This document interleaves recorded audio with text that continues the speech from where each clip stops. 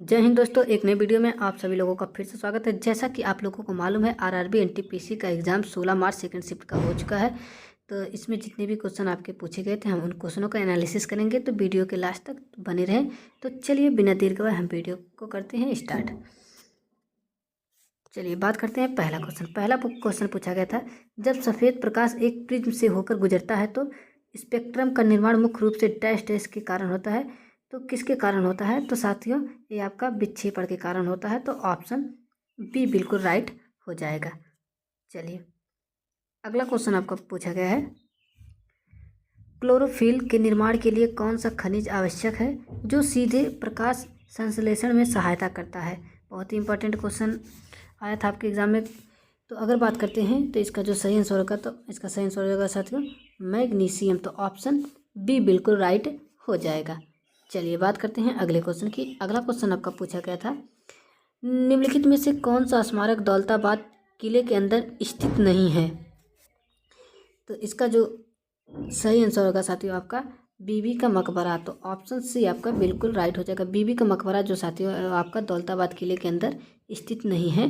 तो option C बिल्कुल right हो जाएगा। ठीक है, चलिए बात करते हैं अगले क्वेश्चन की। अगला क्वेश्चन आपका पूछा गया था, बिहार में राष्ट्रीय राजमार्ग 57 किस प्रमुख नदी को पार करता है? तो जो साथियों आपका बिहार में राष्ट्रीय राजमार्ग 57 है, ये किस प्रमुख नदी को पार करता है?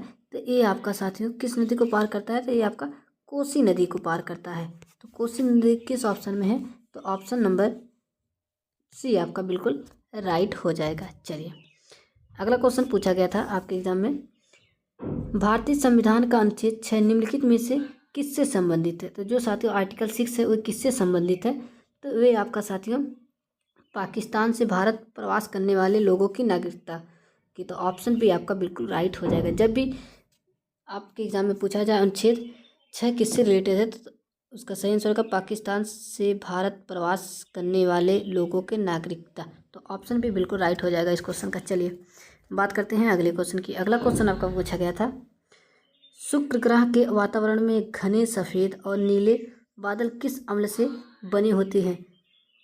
अगर हम बात करते हैं साथियों, जो शुक्र ग्रह के वातावरण में घने सफ़ेद और पीले बादल होते हुए किस अम्ल कारण बने होते थे? साथियों सल्फ्यूरिक अम्ल के कारण बने होते। तो ऑप्शन सी इस क्वेश्चन का बिल्कुल राइट आंसर हो जाएगा।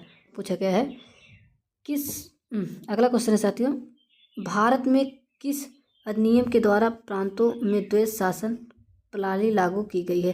तो चलिए बताइए, तो भारत में किस अधिनियम के द्वारा प्रांतों में द्वैध शासन प्रणाली लागू की गई है? तो ये आपका साथियों भारत सरकार अधिनियम 1919। तो ऑप्शन बी आपका बिल्कुल राइट हो जाएगा। चलिए बात करते हैं अगले क्वेश्चन की। अगला क्वेश्चन आपका पूछा गया था, भारत में 2001 से 2011 की जनगणना के दौरान पुरुष और महिला साक्षरता दर के बीच अंतर में क्या परिवर्तन आया? तो ये साथियों आपके कमी आई थी। तो ऑप्शन बी इस क्वेश्चन का आपका बिल्कुल राइट आंसर हो जाएगा। चलिए बढ़ते हैं अगले क्वेश्चन की तरफ। अगला क्वेश्चन आपका पूछा गया था, अक्टूबर 2023 में सिक्किम में ग्लेशियर झील फटने के कारण किस प्रमुख जल विद्युत परियोजना का बांध पूरी तरह से बह गया था? तो ये आपका साथियों तीस्ता थर्ड जल विद्युत परियोजना।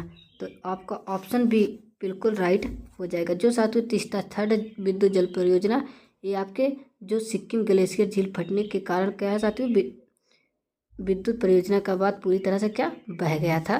तो ऑप्शन बी आपका बिल्कुल राइट हो जाएगा।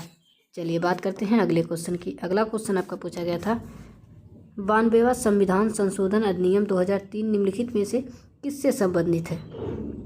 तो ये आपका साथियों किससे संबंधित है? तो ये आपका 8वीं अनुसूची में 4 नई भाषाओं को शामिल करने के लिए। तो ऑप्शन बी बिल्कुल राइट हो जाएगा। चलिए बात करते हैं अगले क्वेश्चन की। अगला क्वेश्चन आपका पूछा गया था, भारतीय संविधान के किस अनुच्छेद में गांधीवादी सिद्धांत के तहत ग्रामीण क्षेत्रों में कुटीर उद्योगों को बढ़ावा देने का प्रावधान है? तो ये आपका साथियों आर्टिकल 43 में यानी कि अनुच्छेद 43 में। तो ऑप्शन बी बिल्कुल राइट हो जाएगा इस क्वेश्चन का। चलिए बात करते हैं अगले क्वेश्चन की। अगला क्वेश्चन आपका पूछा गया था, मौर्य उत्तर काल में के संदर्भ में सामंत कौन थे? तो जो साथियों मौर्य उत्तर काल के संदर्भ में सामंत कौन थे? तो ये आपका साथियों अधीनस्थ शासक सामंती प्रभु जो राजा को राजस्व कर देते थे और सैन्य सहायता प्रदान करते थे, तो ऑप्शन सी आपका बिल्कुल राइट हो जाएगा। चलिए बात करते हैं अगले क्वेश्चन की। अगला क्वेश्चन आपका पूछा गया है, मानव शरीर में ऊतकों की मरम्मत के लिए निम्नलिखित में से कौन सा आवश्यक है।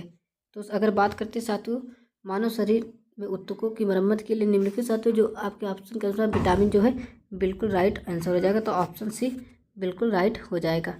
चलिए बात करते हैं अगले क्वेश्चन की।